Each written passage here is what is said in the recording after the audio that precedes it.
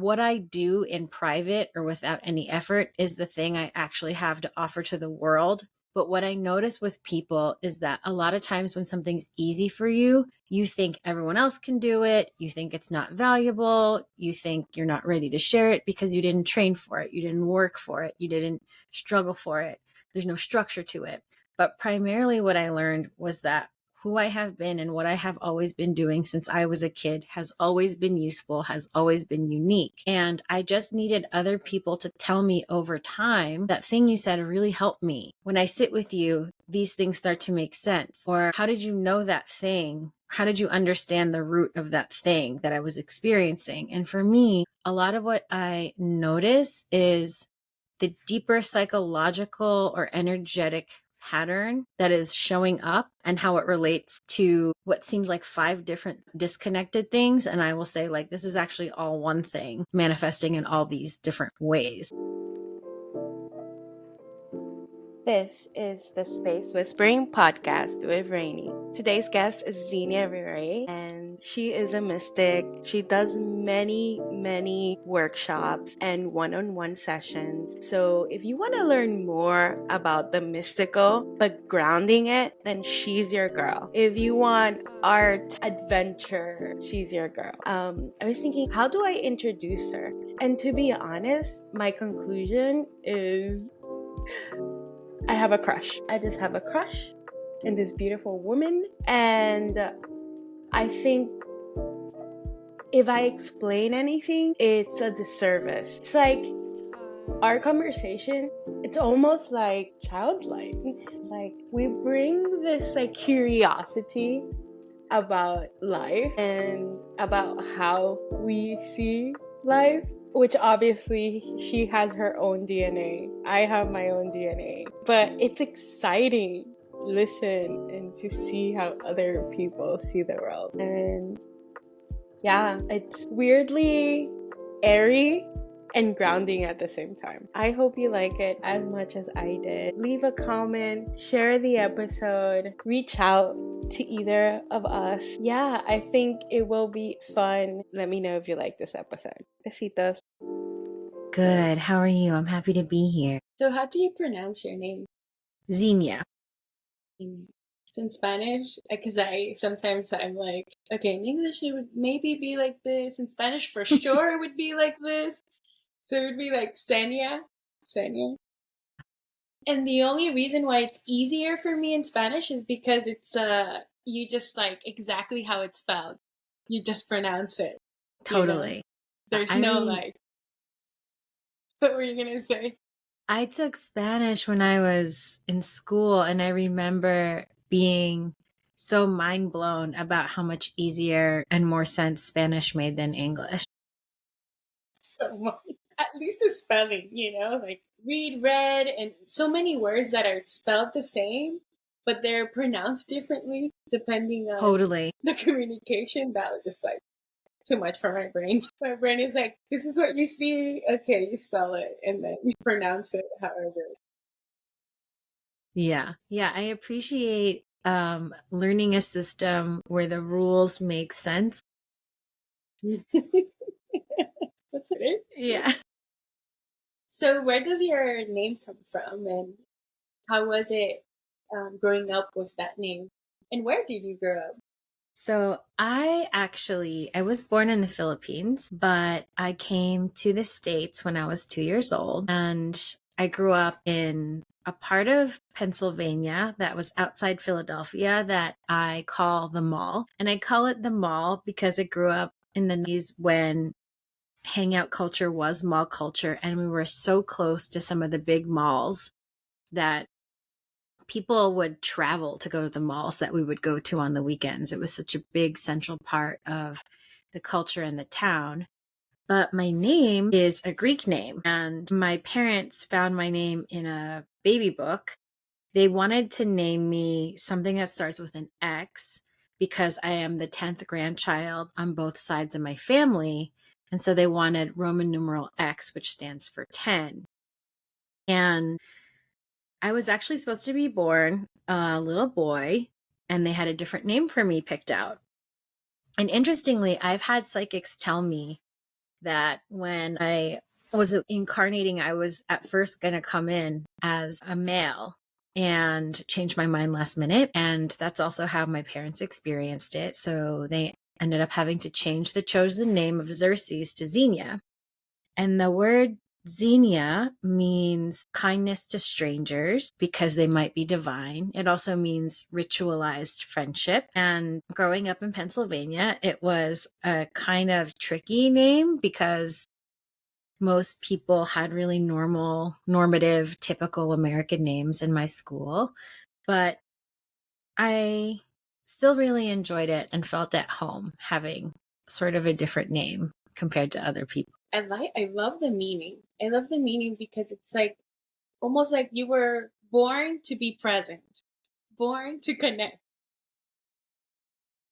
Yeah, totally. I feel like I love the idea of making people feel welcome or thinking about how in situations like, when you're in a cab or you're at the grocery store, every person that helps you or walks by you has like this whole life, that if you would learn about it, it would probably connect to you in some way, or you'd probably relate somehow, some way. And walking through life with that attitude makes it a lot more fun, but also in some ways more difficult. But I definitely feel, at home in my name. Yeah, it makes it difficult because, well, at least the way I see it, is that people don't have the same, they don't show up the same. Mm. So if you want to show up present, sometimes it's harder for someone else to show up present, even if it's in the supermarket or walking your dog or whatever. Yeah, totally. And it's also a lot of information to walk around with in your day. Like, if you wonder really how every single person is that you walk by, and think about, I wonder what kind of day they're having, it sort of makes it easy for you to forget what where you're going, what you're meant to do, to sort of make a plan around yourself and your own goals. So being so curious about other people does sometimes pull me away from my own experience or my own goals, but I can always find my way back. Just sometimes things take a little longer for me. I take a lot of detours. I love detours. I love it. And in a way, that feeling of being lost is not like a big feeling for me. As long as I feel like, oh yeah, I'll find it. As long as that, I'll find my way back to where Mm, I'm supposed to go. I don't mind because then there's curiosity and also like adventure. Even mm. if I just took the wrong turn a block away, walking or in a car or taking one more stop or in the train. Yeah, it's funny because I'm such a homebody. Like, I love to be at home. I work from home. So whenever I go out in the world and pass by all these things I normally don't see, I'm just amazed how many experiences are available to us. How many options we have, especially because I live in New York. I was walking to a place today to go see a fitness Pilates instructor who's going to help me sort of orient my spine and walk more correctly because I've been having shoulder pain, and just past like 10 universes of things that I didn't know existed. And I know what you mean. Like, those moments where you step into unexpected things it's just so exciting, because you would not know that thing was there unless you sort of made your wrong turn. Yeah. And the thing is, like, for me, if I find a coffee shop I love where I work at, I'm always going to go to that one. Or sometimes I have like two or three, or one day I wake up and I'm like, I'm going to go somewhere else just to explore. But usually I'm like, yes, explore. But at the same time, I'm like, this is my usual food that I take or my usual drink. So I have moments that I just want the usual, Yeah, the absolutely. You're familiar. reminding me of something I heard. Esther Perel, who's this I love her. relationship psychologist, let's say, because I don't know exactly if that's the right term or profession, but a relationship expert. I heard her saying how if you are in a relationship, the way you develop romance and excitement is by trying new things. And the way you develop safety and comfort is by doing the things that make you feel relaxed and that feel familiar, and doing those together, it builds like a safety and a trust. And I was thinking about how that's so true for our relationship with ourselves. And also, people are different. Like, some people need a lot of adventure, and it feels actually challenging for them to stay in comfort or safety. And some people are so used to or like to go towards comfort and safety that they need a little bit more effort to push towards adventure. And I feel like I'm definitely more a creature of habit. But I also feel like making one thing better than the other isn't always useful because we're all different.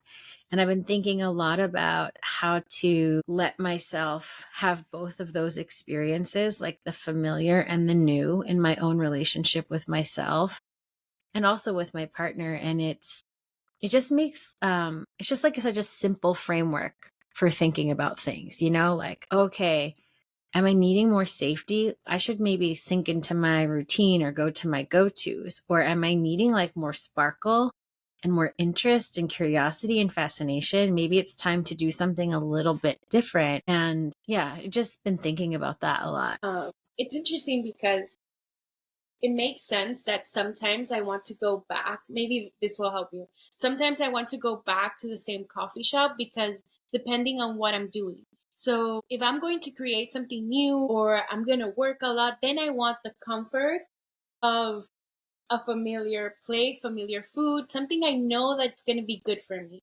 And then I have room to create something new or something difficult that I have to read or understand and learn.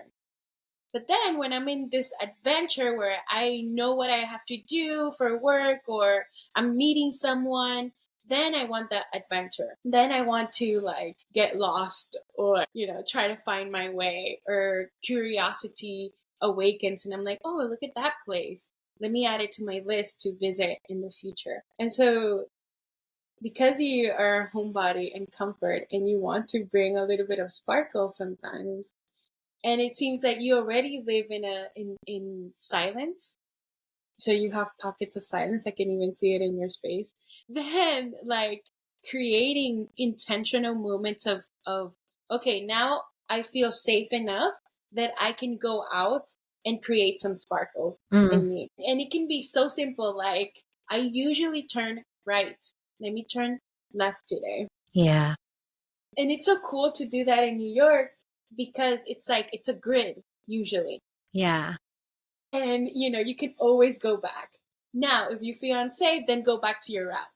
Even that just one block, you don't know, maybe you'll find a flower that you're surprised that it's actually there blooming this time of year. You'll see a new tree, you'll see something that Yeah. will like stimulate you. 100%.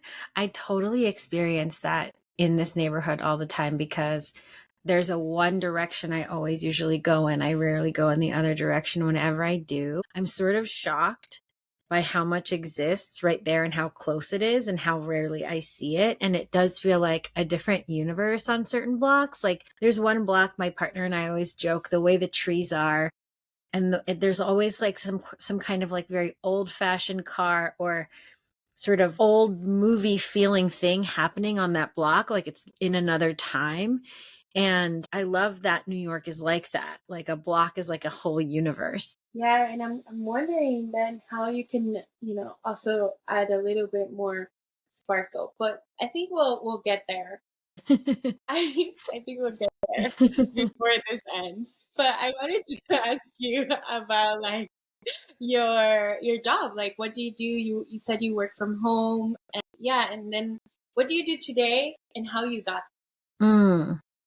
So I do something called imagination healing. And the other word I have for what I do is frequency art. I am trained in a whole bunch of modalities that are related to our spiritual archetypes, for example, human design, astrology, I read tarot. And what I'm really interested in is the space between systems and total intuition, free fall creativity, and how these things work together and how they bounce off of each other and what they do to support each other.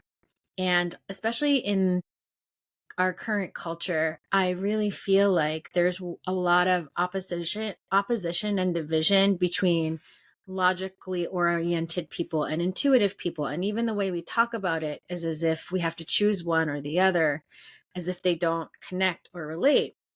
And so a lot of my work takes the tools of systems thinking or symbolic thinking and uses them for creativity, or asks people to experience them in a unique and authentic way, so that rather than us saying, well, I'm an Aries, so therefore I have to do this, we're using it to support our nature instead of to contain and constrict our nature. So that's a lot of what my work loosely does. A lot of it is in the form of workshops or courses and sometimes one-on-one work, but it's all sort of transformational experiences to get people to think about things a little bit differently, to show them more options and potentials than what they normally can see. And today I had a session with one of my beloved clients, and what I am so passionate about is helping people bring out like the unique gifts and codes that I can see that are already in their nature.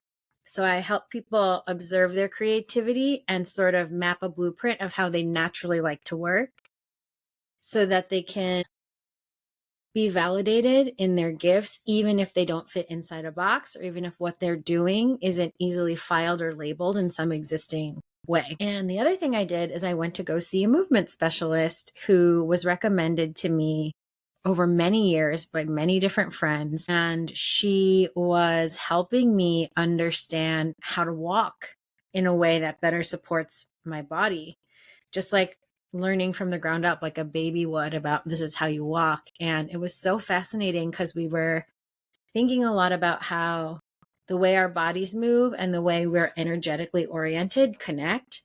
What she taught me was that when I walk, I tend to like not completely finish the step before starting the next step. And in life, I'm very much like that. Like Aries, Gemini moon, like I'm like, okay, I'm kind of done that. Moving on. Like I kind of like jump the gun onto the future before, and I'm also an Aquarius rising. And so it was interesting how my body was mimicking sort of the way I am and my energy is. And I got there on the subway, and it was very rainy here in New York, and I got to pass I went by BAM, so it was really cool to pass by some Brooklyn landmarks and just be in like a totally different environment after riding on 2 trains for half an hour. Yeah. So almost what you're saying is like air. So you're like walking on air instead of like grounding yourself and like, I'm in this earth, but you're more like, in the air. Yeah. Yeah, I'm Aquarius, my son. Mm. So I'm learning a lot about that. Growing up, I always thought it was water, by the way. Always. Yeah, but it is interesting with Aquarius because they're called the water bearer. That's Mhm. like the symbol of Aquarius, but they are an air sign. So I do understand how you would think that. And sometimes I feel like Aquarius is anti-inflammatory energy. Like it's kind of seeing from above in the most detached way, so it can cool things down, which is like what water does sometimes, like cool water. So anyway, I could understand associating Aquarius with water. I really, in some ways, that makes sense. Wow, I love that anti-inflammatory. I never thought about it, but the way or I'm this year I've been taking a lot of time to process like my whole like existence in a way, and a lot of it's how I relate to my friends and in my community, and how I can bring that into more people. And so what I realized is like I always had a room or a space where my friends can come to my home and sit, and I'll listen and we'll talk. We'll figure things out. Mm. career, personal, relationship, whatever. And you mentioning that, it's like, it makes sense. It makes sense that why that would happen. It's because it brings like calm. So it's like naturally, like I'm not actively trying to bring, a certain calm or, but anti-inflammatory is like something I'm trying to figure out with my body. Mm. I think I hold so much emotions, which is like the water, which is the water barrier and like all these things. And so, yeah. Yeah, that's interesting because I have a lot of inflammation in my body that I can sense too. And what I also want to say about what you shared about your friends is it's so interesting because my astrology teacher had brought up this metaphor about how Capricorn is like standing on a mountain and looking down and being able to see everything, but really being on earth. Like, how far can I climb while staying on the earth? Then Aquarius, which comes after, is from a vantage point that's even higher up. It's not even on the earth and it's looking down because it wants to see everything. I think sometimes Aquarius advice, people can either love it or hate it. The love is when they want to see a different perspective. And then they're like, oh, thank you. I didn't see like that before, because maybe they were looking too close to the ground, or they were looking really close up, zoomed too in. But I noticed that a lot of people, when they come to us, especially our friends, they want to be validated, which is also okay. Like saying what you're doing made sense. Yes, the pattern, your reaction made sense. And I think it's also very interesting to think about the relationship between, like, when is it time to validate someone? Like someone who maybe thinks, who's always doubting their natural organic response. And when is it time to say, okay, yes, it's totally valid to do that. And you've been talking to me about this pattern because you're not happy with it. And so maybe let's look at it from a different perspective. And I feel like Aquarius is really good at seeing it from really high up and also seeing the whole picture. And yeah, I love that you naturally find yourself doing that for your loved ones. Yeah. And, it's like, it's this thing about, and you're rising. So I know this helps this conversation because it's like what you're working towards, right? Yeah. Okay, if I understand rising correctly. And the thing is that for the longest time, I felt like guilty when I would like see someone react of something I said and it affects them, or that I didn't even realize the effect I had on them. Mm. And so years later, I would, they would tell me and it would crush me. Like, Mm. it would crush me. But I'm coming to this level of like, I read the book Magdalene Manuscript, and Mm. it ends like the new earth is no shame, no regrets, Mm. no something else. But no shame, no regrets, and one more. And that's the new earth. And that has been like my mantra in a way to remind me of all of this. And Mm. also to explain, like, it doesn't come from a place of me wanting to control. I'm just seeing what I see, and it comes out of passion. It Mm. doesn't sometimes even come from a place of like knowledge specifically, but more of like, because I see pictures. I see, just not really like words. I don't Mm. see words. And so when I express certain things, but at the same time, it's like, I can be very like harsh. Like I can be Mm. like, oh yeah, no, don't do that. Or yeah, no, like easy peasy. That person shouldn't be in your life, or Right. whatever, and Right. then I'm like, nah, and then I forget, it's like, Yeah. It is really interesting though, because I feel like people, even so, whenever I get a reading, any kind of reading, even when I practice read myself, I always record. And the reason is because sometimes in the moment, it doesn't make any sense. Sometimes the next day, it doesn't make any sense. There are things people said to me 4 years ago where I'm like, now I get it. That is true. I'm ready to see that now. That's not a threat to me to notice that anymore. And so I am a big believer that, like, gentleness for the type of people I know is more effective than sort of being super blunt. Or also, I'm aware that there are times when I'm being asked for advice and times somebody just wants me to listen. At the same time, I feel like what you're describing is sort of like when you're just talking and you don't even have any judgment or any emotional charge behind it, but you're just saying it. And so a lot of times the reaction is really much more what that person is feeling inside them, getting sort of projected onto you because they weren't aware they felt that way. And that's so different than being harsh. You know what I mean? Yeah. Yeah, exactly. Exactly. Yeah. But because of it affects me because of the connection we have, Mm. or just because I felt like maybe that was me being like in the air, without really considering the effects of my words. Just like seeing and trying to express. Mm. So how did you, because I did a little research, like on your, not a lot, but like on your website or your Instagram. I started following you, and you have such a unique way of expressing yourself through graphics, through colors, through sounds, and you combine words as well. And every post that I see from you or your website, it's like, I feel like I can stay in one post or on your website forever on one piece, just to for it to understand it. Mm. And so, in a way, it feels a lot of like, it's very profound and, but at the same time, like fun, artistic. You combine many things. Like how was your trajectory to, create what you create today? Well, thank you for saying that and for taking a look at the work I create.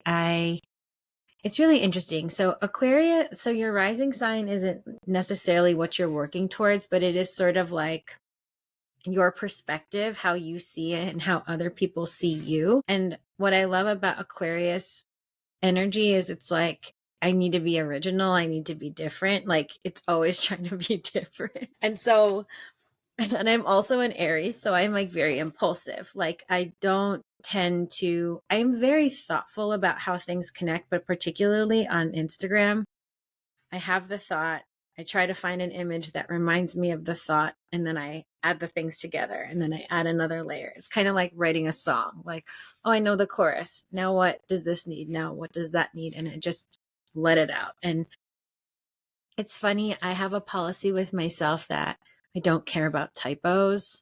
I don't care about sort of graphic design problems because I'm not in the business of being a graphic designer. I'm not in the business of like sharing a publication. I just want what's in here to come out and for people to feel it and let it land and to know it came from like a human being, not something that's like overly cultivated. And I was actually talking to a friend about this because I'm untrained when it comes to graphics. I don't know what I'm supposed to be doing. I don't know what the rules are. I don't know what things are supposed to look like. And sometimes that's a hindrance, right? There are certain things I don't know how to do, but sometimes it helps you because you have to just use your own sensibility and create it the way that makes sense to you. And most of what I post is the artifact of me asking myself a question and hearing the answer or just knowing the answer. So it's like one part of me is like, I don't know. How can I do this? How does this work? This doesn't make sense. And another part of me is like, well, just look at it this way. A lot of the things that I share are also almost the evident the record of me working something out that I was having a hard time with in my own life and all the things I learned or thoughts that followed after I had a difficult experience. And I think that, one of my colleagues and clients named Hallie, who's trained as a therapist and a psychic medium, gave me this super interesting reading last year where they said that the way you share your work helps people digest the energy of what you're sharing through their eyes. And I loved when they said that because I consider myself much more of a writer. I went to school for writing. I worked as a writer, but I never really think of myself as like a visual artist. That's always just been a hobby or, oh, I just do this. I've never taken a single class about this. And so when they said that, it helped me understand how, in some weird way, the images help people. It's almost like creating a soothing energy so that the more deep or potentially confronting ideas that I bring up can land with more grace. And then the music is just fun. It's just fun to layer that. So it's like a pretty organic process, and I really enjoy it. And so, what is the process for you to do you plan your posts weekly, or do you just like receive and like post immediately? What is that creative process? I cannot plan what I share without creating a lot of like unnecessary struggle. I've tried so many times, and once in a while, like when I'm going away, I'll be like, oh, I scheduled everything. So maybe twice a year, I'll pre-schedule things. But most of the time, I wake up and I have a thought on a walk or in the shower, and I'm like, oh, I'll share that. And then I start looking for images, and then I layer on the caption, and then I read it a few times to see if it makes sense. And then I just push it out into the world, because it feels very, everything I share feels very much like it's in the field, like that it's not just for me. And so, and I'm like, I just found this. It's kind of like finding an object in nature and being like, look at this. That's how I feel when I create that stuff. It's like, why would I wait? Like, I'm not trying to cultivate anything specific. I might as well share it now. And oftentimes I don't remember, like 3 weeks later, if I look at something, I'll be like, oh, wow, I needed to hear that, because I'm not in that receiving place anymore. Now I can actually be the beneficiary of like reading this thing I wrote, because it does often feel like I'm just receiving the information and sharing it. How did you cultivate that trust to Mm. trust that, yeah, receiving? Oh my gosh. You know what? Like, I feel like I very much share, everything I share is pretty much like how I really think and who I really am. And because of that, and this is interesting, you'll see this if some of your audience or you know about human design. There's a part of human design, by the way, is kind of like astrology. You put in your birth details and you get this kind of idea of what kind of energy you have. In my human design chart, I have this one signature that is all about how what I do in private or without any effort is the thing I actually have to offer to the world.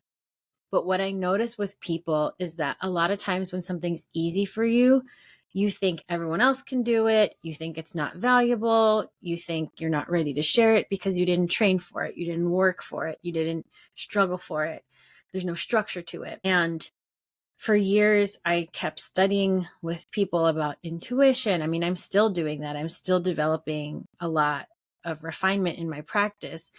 But primarily, what I learned was that who I have been and what I have always been doing since I was a kid has always been useful, has always been unique. And I just needed other people to tell me over time, that thing you said really helped me. When I sit with you, these things start to make sense. Or how did you know that thing? How did you understand the root of that thing that I was experiencing? And for me, a lot of what I notice is the deeper psychological or energetic pattern that is showing up, and how it relates to what seems like 5 different disconnected things. And I will say, like, this is actually all one thing manifesting in all these different ways. And because I just know these things, I really I had no idea how transformative or useful they could be for other people. None.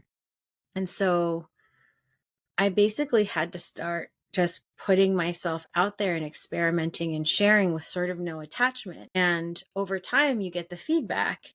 And the more you do it, the less you care about, well, this one did well, that one didn't do well, everyone liked this, no one liked you. Just, it's more for you to practice. And the less attached you get to needing other people to like it, the more you actually get to see what's useful and not useful, and become just kind of like a clear flowing vessel for creativity. And the fun part is, like, I enjoy it. So I get to learn as I'm doing it and create as I'm doing it. And so I don't really feel burdened by it. once in a while I'll get a really spicy thought or a really, sort of controversial feeling idea. Like, I don't think it's meant to be controversial, but I can feel it will land as controversial. And those times, sometimes it takes me a second. And if I really believe it's not about me and it's just something I think is the truth, then I'll share it. But honestly, it was just like muscle, like do it, share it, get used to it until it becomes natural. Yeah. Yeah. But you're strong enough and you trust yourself and you know yourself, because it's like you have to know yourself to be like, yeah, I'm going to be fine regardless of the feedback, and I'm going to be okay. But I need to share this with the world, and I want to share. I desire it because it's fun for me. You mentioned the word easy. I love that. What is easy for you? What is your easy? I like that. Yeah, right? Yeah, I love that question. Thank you. Well, first of all, I do want to say I still do care about the response sometimes. It's just that the ratio has gone way down. And my belief that I help more people than I upset becomes stronger and stronger because that's always going to be the math of things, right? And easy for me is more like, it's funny too. I don't know why astrology is so on the brain. You can see this in my astrological chart. It's like easy for me is insight. And I feel like that's a strange thing to say, but it's like, I feel like everything in the room is normal. I'm having an experience, and just like a flash of lightning, it's like this thought is going to change your experience, or look at it this way, or have this sentence come through you. And that's going to change the experience you're having. And that's what's easy for me, is just hearing the one profound, simple, perspective shifting sentence. Those things would be in my head whether or not I did this kind of work or not. They would just be there. Yeah. You just, you just live with it enough that it's easy for you. Yeah, that's good. Because that reminds me of like childhood. What you're saying is just like kids don't really know, so they just are, right? Yeah, I love that you said that, because I do feel very childlike in my perspective. I get the feedback often that I'm being a little naive or, unrealistic or innocent in my in my positioning of how I see the world or how I orient towards people. But the thing is, like, when we're kids and nothing is assigned meaning yet, and we're still making meaning of things, and we're not threatened by other people's meaning being different than our meaning and all this kind of stuff, there's this lack of judgment that enables us to relax and be ourselves and show ourselves to other people, and allows them to do that with us, and allows us to create things and bond, and also separate, like move away from each other, come towards each other, without this constant pressure of assessment and correction and perfection. Because if you don't know what something is supposed to be like, then however you create it is fine. Whatever you're going to do is fine. And then you get to sort of interact with the raw material of your soul and develop this weird intimacy and trust, and knowing that if you have that, so does everyone else. And that what gets in the way of it is not, in a weird way, doesn't belong to anyone. It just kind of lives in the field like clutter. And I think that what I love about coming from that place, especially watching kids, is like kids aren't always nice. They do mean things sometimes, but you can really see the innocence behind the behavior. You can see the desire to be loved, or the trying to get attention. And I don't know what age we stop being able to see like the innocence that lives like in the deeper part of us, where we can sort of say that behavior is not okay, but who you are and what you want and what you need and your desire to be loved and seen is still valid. You still get to be a person. You still get to be human. And I feel like with creativity, I see this in so many of my clients. I see it out in the world. There's such a desire to break free of this constant self-assessment and constant judgment, because like that's not why we do creative things, is it? Like that was not the purpose of doing things we love, is to be constantly criticized and judged. So I feel like what my easy is, I do believe everyone has an easy. I don't know what that thing is, but I do believe we all have that thing. Yeah, I agree. And I think it's the pressures we've put on ourselves, like that judge that exists that we have created based on our parents, what we saw on TV, our teachers. And so we create like one judge or several, but mainly one that keeps constantly telling us that we're not enough, or that that's too easy, or always like you can do better, and there's always this thing, and all of that is true or could be true, but in reality it's not. Yeah. Because I remember when I was young, I used to play so much, and I used to meet so many people, no matter the gender. I was always friends with everyone, and based on like my likes, or playing kickball, basketball, climbing trees, climbing walls, that type of. Or there was a time that I just like sat and like was pensive, like just thinking and doing nothing, and like stillness. There was a lot of activity and stillness. Yeah. The other really beautiful thing is how, well, there's two thoughts I have. The first thing is like all the activities you described remind me of just like being in the moment, climbing trees, like climbing walls, just like, oh, what's this in front of me? How do I move my body around it? What does this feel like? Like, I'm just curious what would happen if I did that. Like, it's such a nice state to be in because, there's no sort of bills to pay or mouths to feed when you're little like that. And it's so beautiful to just trust the moment, not need to look so far ahead. And then the other thought I have about the judge, and this is the thing I think about a lot, is like most of the things that my parents instilled in me that ended up creating like worry or anxiety or harm or self-judgment, one, were things they believed in the deepest well of their soul I needed to have or know to be safe. And two, like trying to keep someone safe, that comes from love.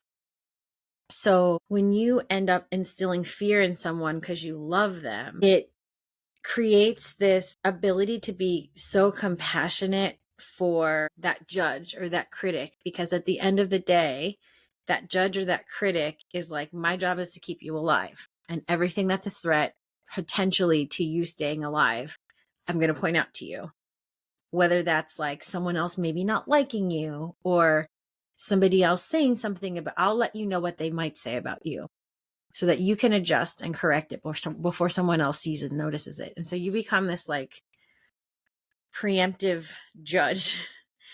And it's so interesting. One of my favorite kind of talkers, teachers lately is named P the Fury. And one of the things that they say is like, safety will always be prioritized, but how can you find a way where the part of you you're trying to push down, say it's your inner judge, like, can you ask it what it's trying to do for you and then give yourself that thing in some other way? So if what your judgment is trying to do is protect you from other people's judgment, what's some other method that could help keep you, prevent the thing you're afraid of that doesn't require or hurt you as much as you constantly judging yourself? Maybe it's only showing certain work to certain people you feel safe with in the beginning.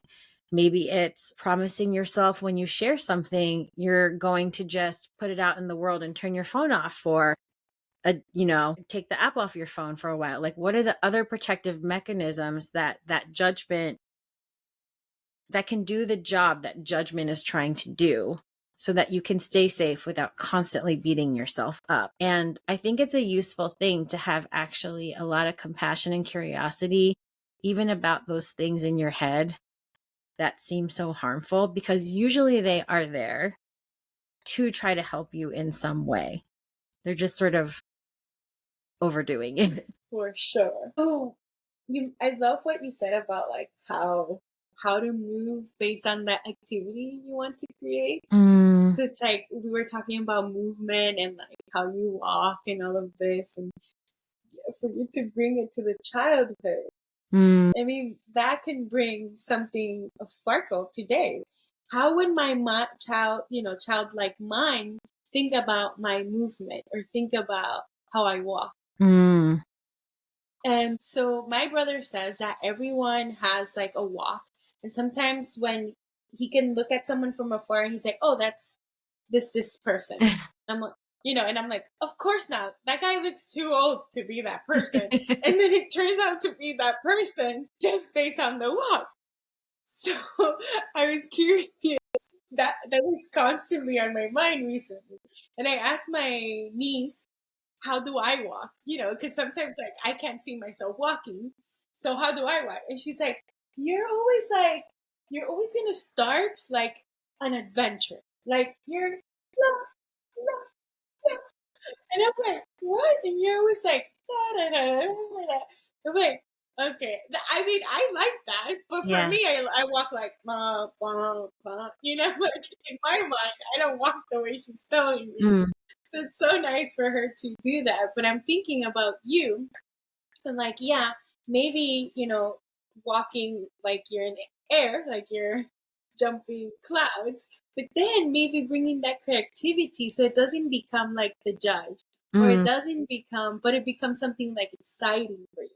Yeah, it's really funny because actually, when I went to do some of these exercises, I really like this person. I have a lot of resistance to body work and things with my body in person, just because it's not my most easeful instrument for whatever reason. But this person, their name is Cadence. She was like, first of all, let me tell you, there's no such thing as good form.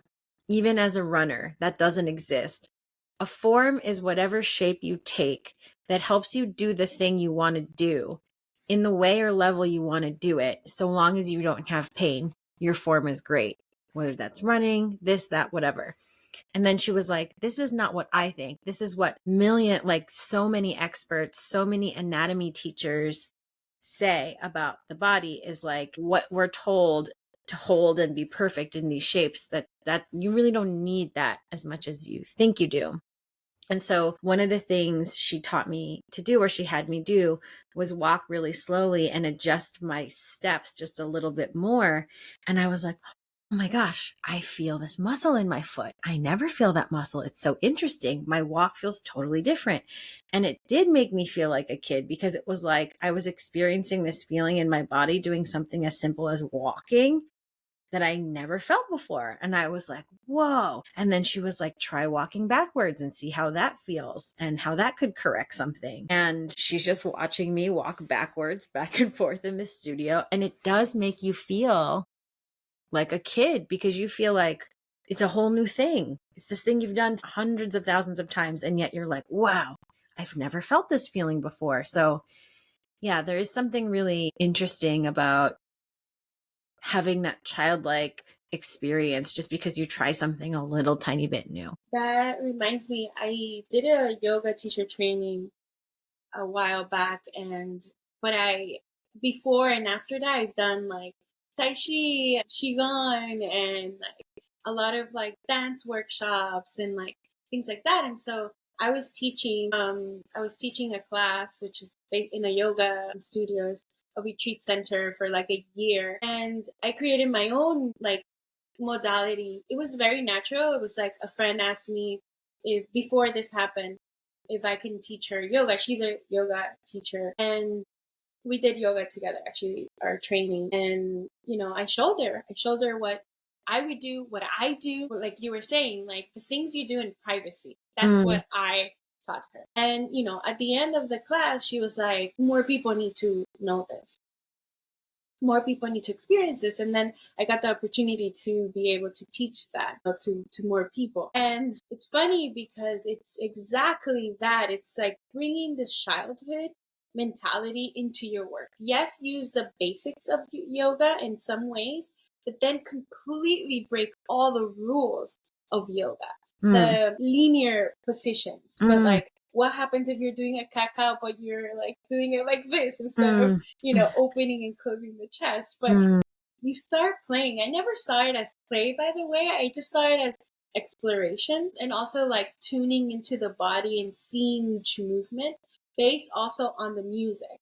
So the other thing I added to it was like the music will inform our movements, right? The class doesn't know, but I know that when the music changes, it's because it's time to change. And so I would shuffle it. So even I am surprised, but I kind of have a clue, right? Apart from what people needed. So we were tune in at the beginning and be like, you're holding space for me, I'm holding space for you. So it's not only for me, for you, but you are holding space for me. So we both feel safe and we can do whatever movement without criticism, right? And without feeling that judge your energies and the judges, the other people observing. You're going to be so concentrated on you and your moment that, you're going to be able to explore. That being said, we can schedule one if you want. We can do yeah, maybe we can do that. I haven't taught in like maybe a year and a half or more, but if you want that, maybe that can help you. And I would love to do that. And, going back to your work, I really want to bring this up and see how you feel about it. But like, I want to understand more of what you do for someone that doesn't know, right? Just a little bit of experience. But I do a one-on-one, or I come to one of your workshops. What are like one of the questions you were asking me about me that would help you connect to me and be able to answer whatever questions I have for you in our session? Well, I think the one-on-one and workshops are like a very different experience. So I think I will speak to the one-on-ones first. In a one-on-one, I just ask people what has come up for them lately or what inspired them to book the session. That's all I ask. And then maybe I'll ask them their birth information so I can look up their human design chart and their astrology chart. But as they're talking, I can feel or sense what I should look at. Sometimes I use a book for divination. Sometimes I'll pull a few cards. Oftentimes I'll look at a chart. But usually it's like this weird choreography of knowing that I feel the pattern and I have to just grab a clue from one of my divinatory tools, and then they'll tell me more, and then I'll feel the rest of the pattern and I'll go towards another tool. And then at the end, we'll have sort of a picture of what's going on in a more connective way. Oftentimes we end up in a really different place than they think we're going to end up, or we are looking at a totally different thing than the thing that they came in with. But we can see how in this sort of fractal shape, everything is a manifestation of the same pattern, or everything is the manifestation of the same code or structure or belief. And oftentimes what I don't even always say, and a lot of people don't even realize, is that the things I tend to say, kind of like my Instagram posts, you can't always catch them. I always tell everyone to record, because it's almost like if those Instagram posts were written just for you and you were going to get 20 of them in an hour, plus or minus some other things, your energy is going to move. Your energy is going to shift, and you might not realize it at the time, but the transmission will move things around and reorganize your energy as your mind is also reorganizing how you're thinking about things. So that's the one-on-one experience. I want to say something before you go to the workshop, Yeah. because no wonder in your personal life you don't really look for sparkles, or you concentrate more on the comfort, because you bring that into your work, because you even use the word choreography, which is like movement. It's and the words you use, I saw so much movement, I saw a lot of colors, brightness, And so, sometimes, because I understand you, because sometimes I live a lot in my imaginary mind. And so to bring that into the 3D, into the physical, it's kind of hard. And so if you can, because you already use the music, you already use the graphic and the colors and all of that. So you're very, expressive in even your art or your posts and in your website and all of that. And so everything about your work, it's so bright and bold and there. And so coming back to the body, it's like, how to bring, which is something I've been asking myself, how to bring that part into this, Mm. into the 3D, which are different frequencies or different energies. Well, I think that the reason why so many people across all cultures, belief systems, and modalities connect to nature is because nature contains so many more frequencies than we normally talk about. Like, people kind of talk about the earth as if it's this like dense, grounded plane, but different parts of the earth are really different. I went to Iceland 2 years ago. That's like another planet. And from all my friends' tellings, Hawaii Yes. is also like another planet, And Yeah. I think when you look at the earth is extremely creative. I think that a lot of cosmic energy lives in the earth. If you are on another planet, the earth would be the one in space. We forget we're in space too. We're in the cosmos too. So I think the earth's ability to make art and our interaction with that art, whether that's a flower or a fruit tree or the way light looks on water, I think those frequencies are able to take sort of all those big electrical, ethereal things and all those more dense, 3D, bodily, slower things and harmonize them, which is why I think a simple walk outside is a game-changing kind of thing. And probably my favorite thing to do to get back into my body is just take a walk and be outside. I also love to dance alone because I feel like I'm an abstract being. I don't think that it's like, oh, I think in an abstract way. I think like I actually am an abstract being. Like, I think that's more native to me to think in abstractions and metaphors or patterns than it is to move things into linear narratives.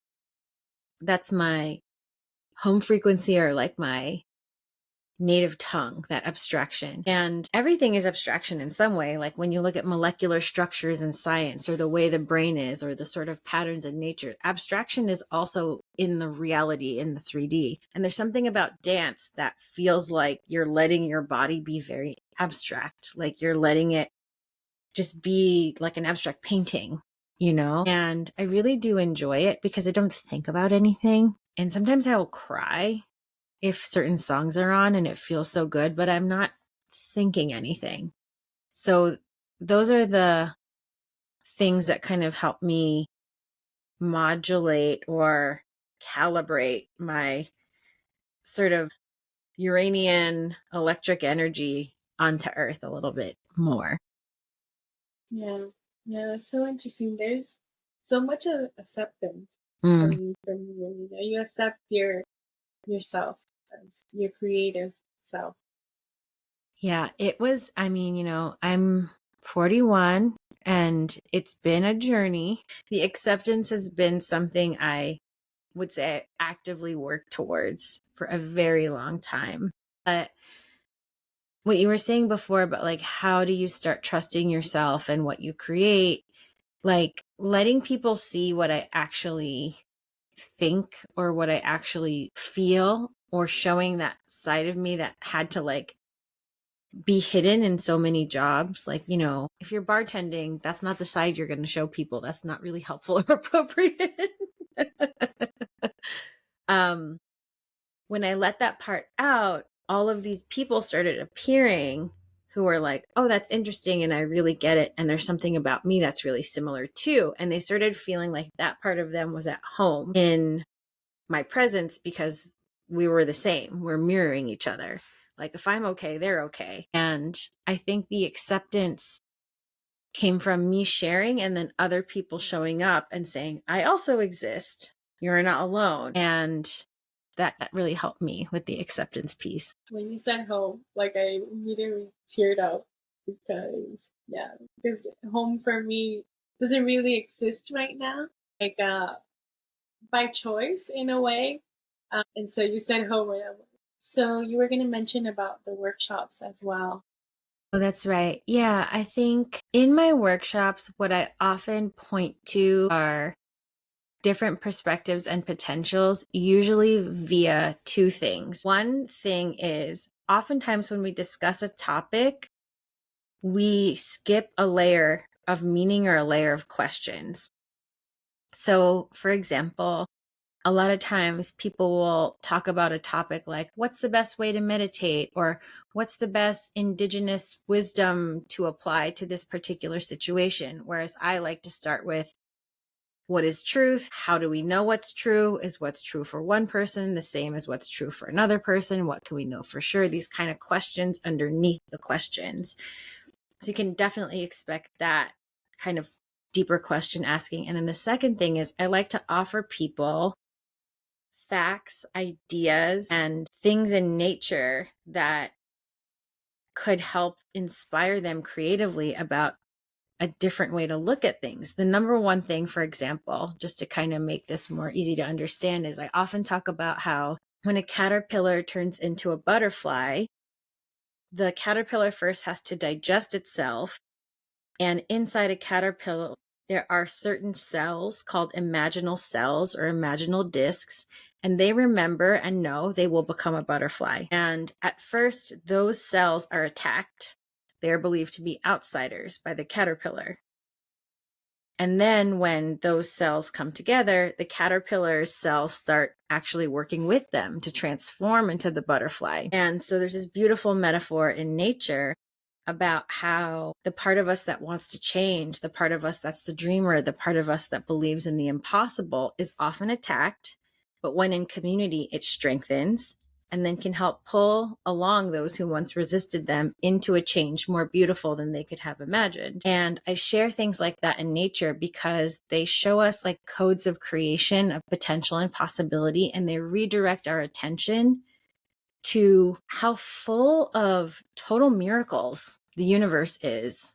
We're always having our attention directed to like suffering and polarity, and it is important to be honest and realistic and witness terrible things that happen. It is important to see what's real, but it is also important to have a bigger scope of vision than just tunneling into tragedy, which is sort of what our news cycle tries to get us to do. So the workshops are a place where I zoom you all the way out so that miracles become normal. Let's do a workshop together. I love to teach. Let's create one. Let's talk about it. So you mentioned you have a new offering in January. So what is that offering you're working?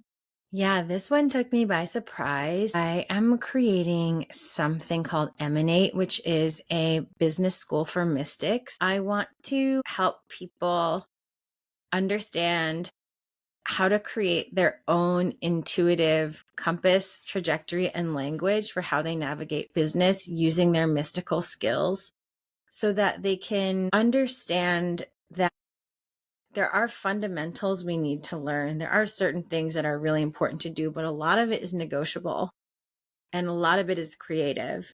And so I've taken so many of the people that helped me, that I went to, who consulted for me and guided me, and I sequenced this amazing experience that takes like 9 years of trial and error and gives it to people in a matter of weeks. So that will happen in late January, and I'm super excited, and yeah, I'm getting ready to share more, but it's very fun to build. Yeah. I love it. I think that's so important, mainly now that, now that I'm in this world of like business and treating my business as a business instead of a freelancer. I'm like, it's so important, and people are talking about this more. There's more awareness.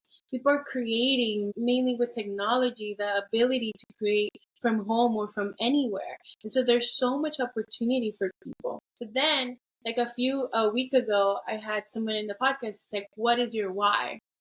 Like asking that question, and it's called like the golden circle, and your why should be in the middle. And so it's about businesses that sometimes businesses don't know their why or their intention or their purpose. And so, yes, their mission and vision, yes, but like their why they're doing that. And so this sounds like it's like the culmination of that. Yeah. And it's so necessary, mainly January, which is like a lot of people are like processing what they want to do for the, new year. So Yeah. anything Totally. else you want to share with us today? No, I'm just really grateful to be here. I feel like this coming year is a huge turning point in the collective energy. I think a lot of us are feeling old patterns come up so that they can be released. And I'm just really excited for what's to come. And I'm glad to be in supportive spaces like this, RHAYNI. So thank you for having me. Thank you for joining me. Seriously. I am so grateful for you for opening, the doors to who you are, and the willingness to answer my questions, and also to share your truth and your love with the world. Thank you. Thank you. Space Whispers. Thank you for spending time with me today. Your host, RHAYNI, on the Space Whispering podcast. I hope today's episode gave you something to reflect on, inspire you, or energize you to create something beautiful. Help us grow this soulful community and spread the love by subscribing to the podcast, leaving a review, or sharing this episode with your community. If you're feeling called to transform your inner or outer spaces into a true reflection of you, let's connect. Schedule a discovery session with me at RHAYNI.co or Instagram RHAYNI_. What soulful actions will you take today? Keep listening to the whispers of creation and let your soul's magic flow into the world. See you soon. Besitos.